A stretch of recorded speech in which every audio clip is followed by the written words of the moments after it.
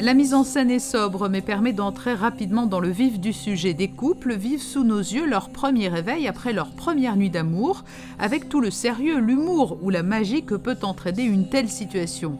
Les comédiens incarnent des personnages fictifs, mais s'expriment volontairement dans un langage direct. Pour l'écriture, c'est selon le moment, c'est selon l'inspiration, après c'est peut-être des expériences vécues aussi un peu, que moi je pense dans ce spectacle, tout le monde peut se reconnaître dans un des personnages, dans une des scènes.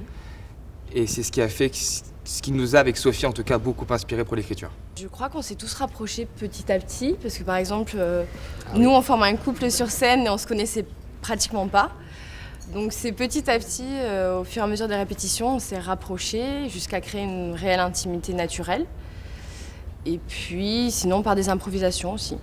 Une vingtaine d'histoires s'enchaînent avec des couples différents et pour rythmer encore plus les 2 heures de spectacle, les Farfadets ont voulu associer l'image et la danse au théâtre en projetant un court-métrage en 3 volets et alors que 2 danseurs évoluent aussi sous les yeux des spectateurs pour symboliser l'étreinte amoureuse. Et c'est pas évident non plus parce qu'il faut pas aller trop loin non plus.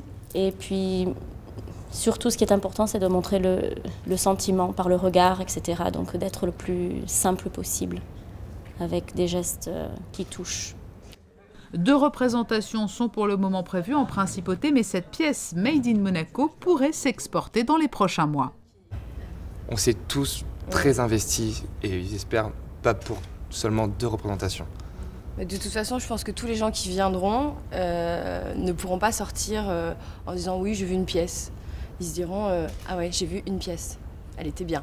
J'espère la revoir où ils vont en parler, c'est obligé parce que comme disait Nicolas, tout le monde peut se retrouver ou peut connaître une des histoires qu'il y a dans ce spectacle.